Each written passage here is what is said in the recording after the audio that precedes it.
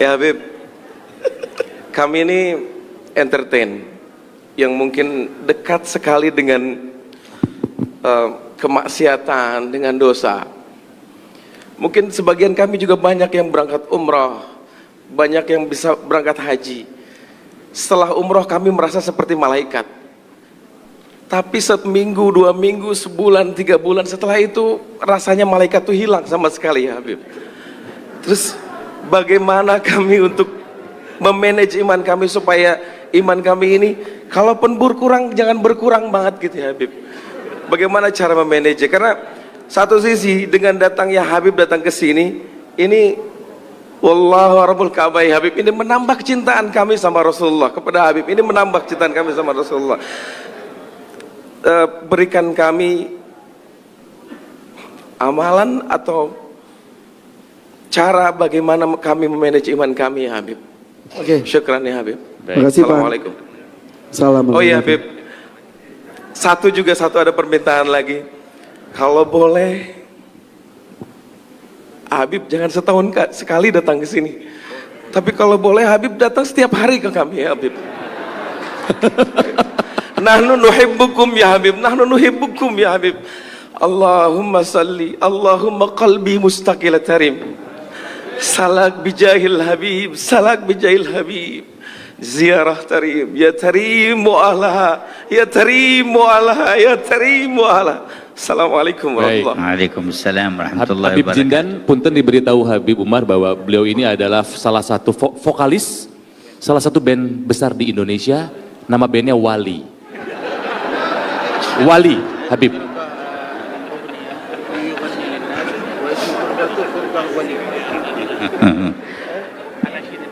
Barakallahu fika wa fi waladik. Amin ya Allah. Semoga Allah memberikan keberkahan kepada kalian. Masya Allah.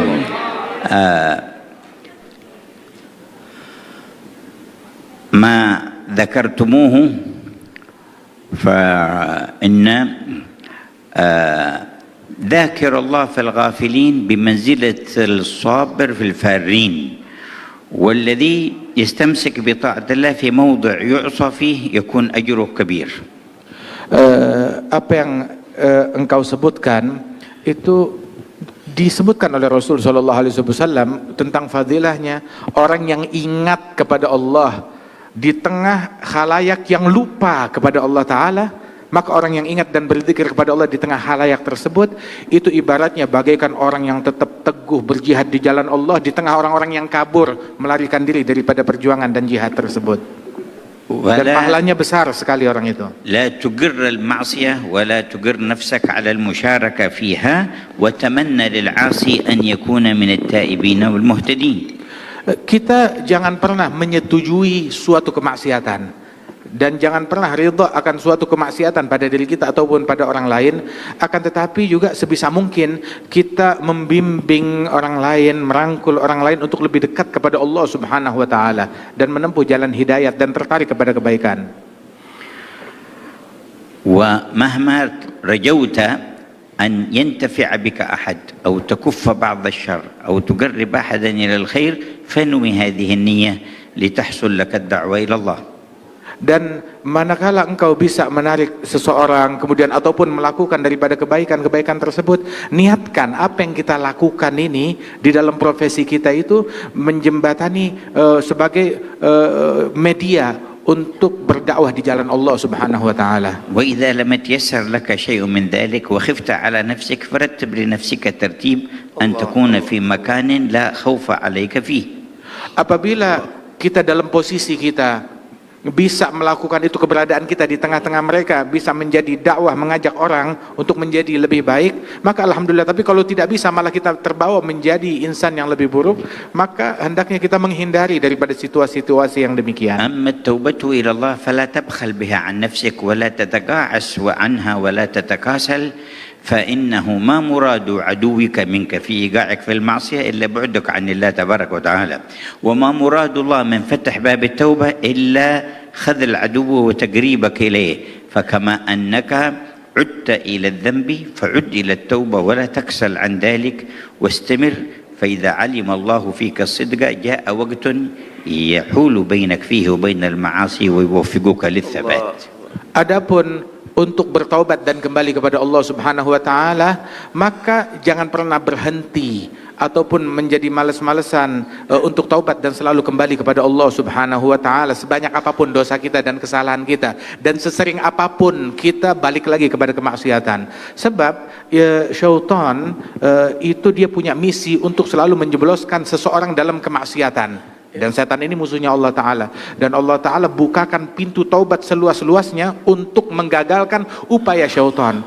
Maka sebagaimana seseorang seringkali berulang kali balik bikin dosa lagi, udah taubat bikin dosa lagi, maka juga bikinlah berulang kali selalu bertaubat kepada Allah Subhanahu wa taala. Sebanyak apapun kita terpuruk dalam kemaksiatan, maka perbanyak selalu taubat kita kepada Allah Ta'ala.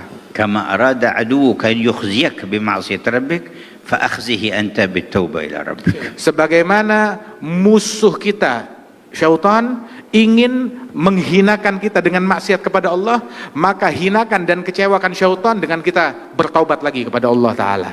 ولما جاء بعض السفهاء فسب صالحا من الصالحين فقال له هذا صالح لأغيظن من أمرك بسبي أنت في حل وأنت مسامح وغفر الله لك. قال أنا الآن أغضت الذي أمرك بسبي وهو الشيطان. Ketika seseorang mencaci maki seorang soleh dengan cacian yang sangat provokatif, maka orang yang soleh tersebut yang dicaci maki, dia berkata kepada si pencaci itu, sungguh saya akan membuat kesal dalang yang memprovokasi engkau untuk mencaci saya. Dengan apa membuat kesalnya? Yang dalang yang membuat engkau kesal, yang membuat engkau mencaci saya adalah syaitan, dan saya akan mengecewakan dia dengan saya memaafkan engkau, dan saya bersihkan hati saya terhadap engkau, tetap saya cinta kepada kamu, sehingga syaitan kecewa dan gagal upayanya. ويعينك على تطهير قلبك وعلى سرعة النور إليك أن تقرأ اسم الجلالة اسم ربك الله الله الله بمد اللام وسكون الهاء 66 مرة كل ليلة. Dan sungguh di antara hal yang membantu kita untuk istiqamah, membersihkan hati kita dari keinginan kepada selain Allah Ta'ala dan kecenderungan untuk menyimpang dari jalan Allah Ta'ala, itu yang bisa membantu kita itu adalah dengan kita banyak berzikir Allah, Allah, Allah. Itu yang mengikis segala kecenderungan kepada selain Allah dari hati kita. Kalau perlu kita ulang-ulang sebanyak 66 kali. وتقرأ 7 مرات من سورة الناس في الصباح وفي المساء. Dan memperbanyak membaca surat An-Nas. Kita baca surat An-Nas marah wahidah. 7 مرات. Membaca surat An-Nas sebanyak 7 kali di pagi hari dan 7 kali di sore hari membaca surat An-Nas. وبعد كل صلاة آية الكرسي مرة واحدة. Dan yang membantu istiqamah kita pun juga mensucikan hati, setiap habis sholat 5 waktu baca ayat kursi 1 kali.